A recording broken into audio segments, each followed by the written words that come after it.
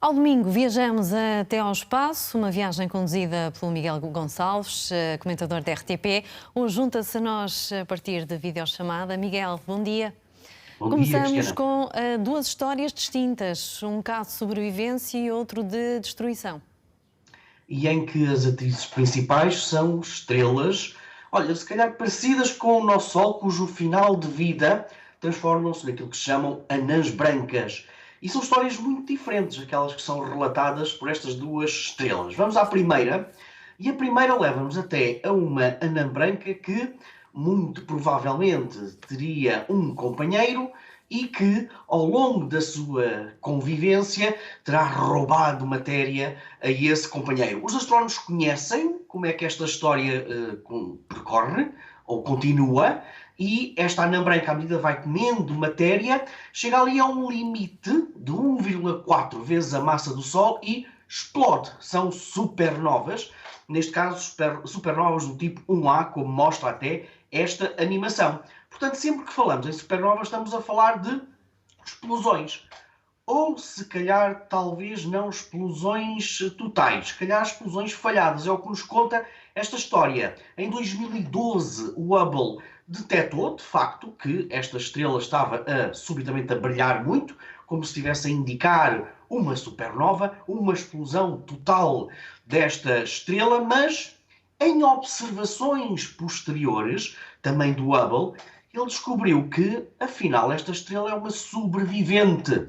Estamos a falar, se calhar, de um primo das explosões supernovas, quase como uma supernova falhada, em que, então, esta estrela não só conseguiu sobreviver a essa comida, a essa forma glutona que teve no final da sua vida, como, por extraordinário que possa parecer, nas observações posteriores, esta estrela parecia até mais brilhante do que o que estava antes da explosão. E, portanto, isto é absolutamente interessante para os astrónomos, até porque, como eu referi há bocado do limite de 1,4 vezes a massa do Sol, hoje em dia os astrónomos pensam que pode até não ser bem esse o caso, pode não ser muito bem esse o limite. Ainda temos muito para perceber sobre este tipo de explosões de estrelas com uma massa parecida com o nosso Sol. Porquê é que são importantes este tipo de estrelas? Por dois motivos fundamentais. Primeiro,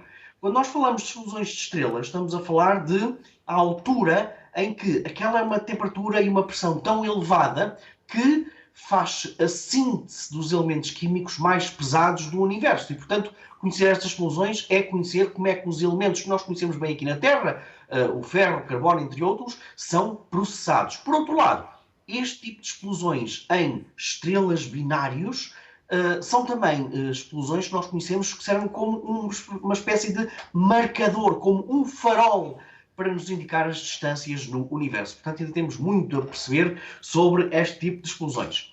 Vamos a outra estrela anã branca muito rapidamente, que está a cerca de 86 anos-luz de distância. E esta anã branca, a história final já é um bocadinho diferente, porque quando os astrónomos olharam para a atmosfera desta anã branca, encontraram lá uma riqueza química que não é bem aquilo que nós estávamos à espera. Olha, para termos uma pequena ideia, estamos a falar de uma anã branca em que foram detectados na sua atmosfera carbono, azoto, oxigênio, magnésio, alumínio, silício, fósforo, enxofre, cálcio e ferro. Sendo que as abundâncias de ferro e azoto eram particularmente elevadas na atmosfera desta anã branca. Porquê é que isto é importante?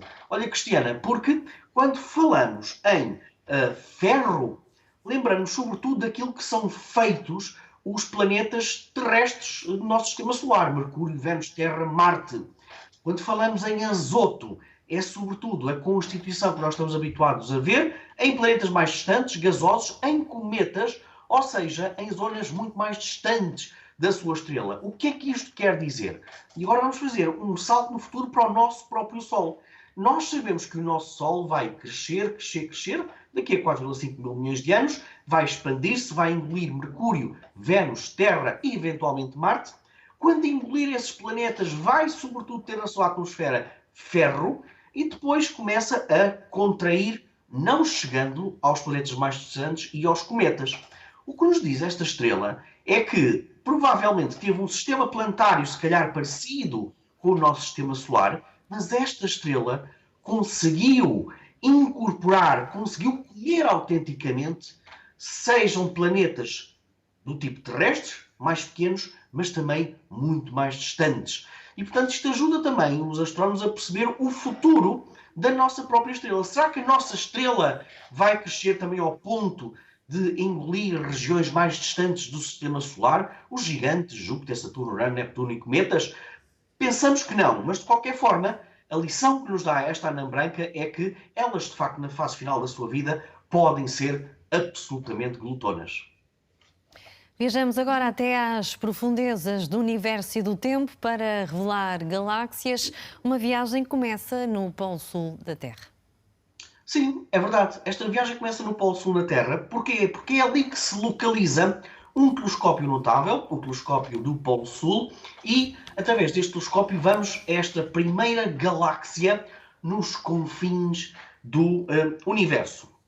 Estamos a falar de algo que, a luz destas galáxias, demoram cerca de 12 mil milhões de anos a chegar à Terra. E não é uma galáxia. Neste caso estamos a falar de provavelmente um proto-enxame de galáxias, que Cristiana é absolutamente gigantesco. E dizem os astrónomos que, provavelmente, e nas imagens que nós vamos ver, estamos perante o primeiro proto-enxame de galáxias, ou seja, os enxames primordiais de galáxias no nosso universo, e que ainda por cima os astrónomos conseguiram detectar uma extraordinária taxa de formação de novas estrelas. Estamos a falar de algo como 10 mil estrelas por ano neste proto-enxame de galáxias. Só para termos uma pequena ideia, na nossa galáxia, na nossa Via Láctea, produzem-se cerca de 2 a 3 estrelas por ano. E, portanto, viajar até estas alturas primordiais do universo é perceber também como é que depois isto se transformou nas galáxias e nos enxames de galáxias que nós conhecemos hoje. Ora, muito bem, o que é que poderá estar, no fundo, também a criar o combustível para esta formação estelar tão acelerada? E estes números são absolutamente extraordinários. Os astrónomos pensam que nestas imagens deste proto-enxame distante podemos estar a assistir à fusão de 20 galáxias ao mesmo tempo. Fusões de galáxias é algo normal, fusões de galáxias é algo ainda mais corriqueiro, mais normal, quando olhamos para trás no tempo e, portanto, estamos habituados a ver este tipo de formações e este tipo de eventos. Mas, com esta magnitude, é algo absolutamente extraordinário. E este pontozinho vermelho que nós estamos a ver que corresponde a este proto-enxame de galáxias. E, portanto, uma fusão de 20 galáxias ao mesmo tempo dá origem também, então, a esta taxa de formação extraordinária. Mas os astrónomos conseguem até acrescentar aqui uma peça deste puzzle, que é, eles também repararam que o gás que dá origem à formação de novas estrelas está a começar a perder o seu estoque. E, portanto, provavelmente até estamos a ver a parte final da formação dessas novas galáxias. E olha, para tu, Cristiana, perceberes como a astronomia é tão complicada para decifrar alguns mistérios, eu acabei de dizer que no universo primitivo nós encontramos galáxias que estão a formar estrelas a grande velocidade, em grande fúria. Pois bem, mas agora vamos a uma outra galáxia, esta que foi revelada pelo ALMA. Estamos na mesma a falar de universo ancestral, neste caso o universo tinha apenas 700 milhões de anos após o Big Bang, e vamos a uma galáxia que, surpreendentemente, é exatamente o oposto do enxame de galáxias que referi anteriormente. Neste enxame, ou melhor, nesta galáxia, os astrónomos descobriram, e isto é uma ilustração, os astrónomos descobriram uma galáxia que está muito pálida na sua formação de estrelas. Não consegue formar estrelas com a facilidade com que encontramos noutras galáxias no universo primitivo. Além disso, os astrónomos descobriram que está a jorrar gás. Ou seja, há gás que está a fugir desta galáxia, gás esse que é fundamental para a criação de novas estrelas e os astrónomos ainda não sabem muito bem porque é que isto está a acontecer.